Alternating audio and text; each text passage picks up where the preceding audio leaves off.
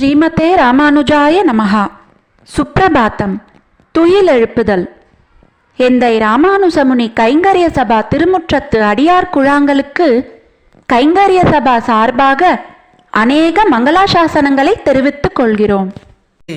வையமுண்டாடிலை மேவும் மாயன் மணிநீள் முடி பையொள் நாகத்தனையான் பயிருமிடமென்பரால் தையல் நல்லார் குழல் மாலையும் மற்றவர் தடமுலை செய்ய சாந்தும் கலந்திழி புனல் சூழ் தென்னரங்கமே. திருவரங்கர் திருவிழா தாத்பரியங்கள். நாடகக்கூறு. அரையர் மண்டபத்தின் நடுவில் நின்று சேவையை நடத்துகிறார்.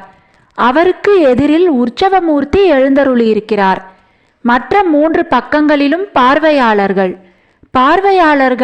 ஏற்றத்தாழ்வின்றி வேறுபாடின்றி சரிசமமாக அமர்ந்துள்ளனர். இக்காட்சி பண்டை தமிழரின் பொதுவியல் கருத்தரங்க இயல்பை விளக்குகிறது. அரையர் முத்துக்குறி நிகழ்ச்சிக்காக பட்டுடுத்தி வருகின்றார். முத்துக்குறியின் போது அரையர் ஒருவரே தாயாகவும் மகளாகவும் கட்டுவிச்சியாகவும் மாறி மாறி அபிநயிக்கிறார். மகளாக நின்று கூடல் இழைக்கிறார். தாயாக இருந்து மகளின் நிலை கண்டு உருகுகிறார். கட்டுவிச்சியாக மாறி வழி கூறுகிறார். மகள் நிலை பற்றி தாயும் கட்டுவிச்சியும் பேசும் உரையாடலில் அரையர் தம் குரலில் ஏற்றமிரக்கம் காட்டி பேசுகிறார். மகளை பெருமாளின் திருமுன் இட்டு தாய் மகள் நிலையை எடுத்து புலம்பும் இடத்தில் அரையர் தாயாக இருந்து தம் கையில் உள்ள பட்டுத்துண்டை பெண்ணாக பாவித்து அதை காட்டி காட்டி பேசுகிறார். பார்வையாளர் கலையுடன் ஒன்றுபட்டு அப்பட்டுத்துண்டை பெண்ணாக ஏற்கின்றனர். அரையரின் கலை உருவாக்கத்தில் காணப்படும் சிக்கனம் இது. இதே போன்று ஒரு தட்டில் அரிசியை பரப்பி அரையர் வைத்திருக்கிறார். மகள் கூடல் இழைக்கும் பொழுது அது தவள மண்ணாக பாவிக்கப்படுகிறது. குரத்தி குறை சொல்லும் பொழுது அது நெல்லாக பாவிக்கப்படுகிறது. அரையர் பாவிக்கும் பொருளாகவே பார்வையாளர்கள் ஏற்றுக்கொள்வது நாட்டுப்புற கலை மரபின் கூறாகும். ஸ்ரீரங்கத்தில் மட்டும் பகல் 10 4, 7, 8, 10 நாட்கள் திருவிழாக்களில் முறையே கம்சவதை, வாமனன் கதை, பார்க்கடல் கடைந்த நிகழ்ச்சி, இராவணவதை முதலியன அரையரால் நாடகங்களாக நடித்து காட்டப்படுகின்றன.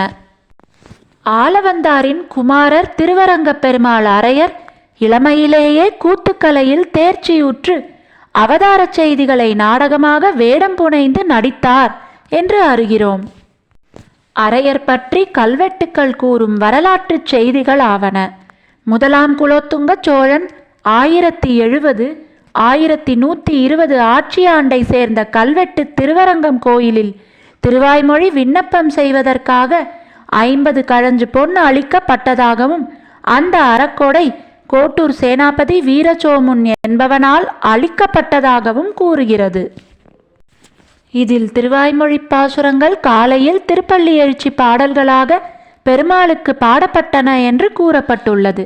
இந்த அறக்கொடை பாசுரங்களை இறைவன் திருமுன் விண்ணப்பம் செய்யும் அரையர்களிடம் கொடுக்கப்பட்டது என்று அறிகிறோம். காஞ்சி வரதராஜர் கோவிலில் விண்ணப்பம் செய்வோர் 22 பேர் இருந்தனர் என்று 1942ஆம் ஆண்டை சேர்ந்த அக்கோயில் கல்வெட்டு கூறுகிறது என்பர். இவற்றால் அக்காலத்தில் அரையர்களுக்கு மன்னர் ஆதரவு அளித்த செய்தியை அறிய முடிகிறது.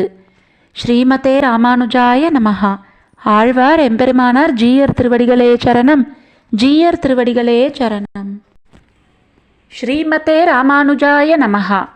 எந்தை ராமானுஜமுனி கைங்கரிய சபாவில் ஆழ்வார்களின் 4000 திவ்ய பிரபந்தம் மற்றும் ஆச்சாரியர்களின் ஸ்தோத்திரங்கள் சந்தை முறையிலும் மேலும் பஜன் மற்றும் யோகா வகுப்புகளும் இணைய வழியில் இலவசமாக கற்றுத்தரப்படுகிறது.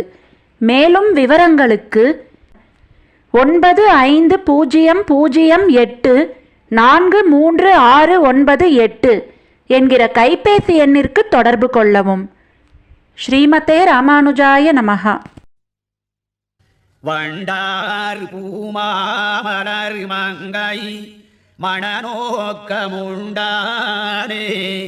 உன்னையுகந்துகந்து உந்தனக்கே தொண்டானேற்கு என் செய்யினாய் சொல்லு நான் வேதம் கண்டானே கண்டபுரத்துறையம்மானே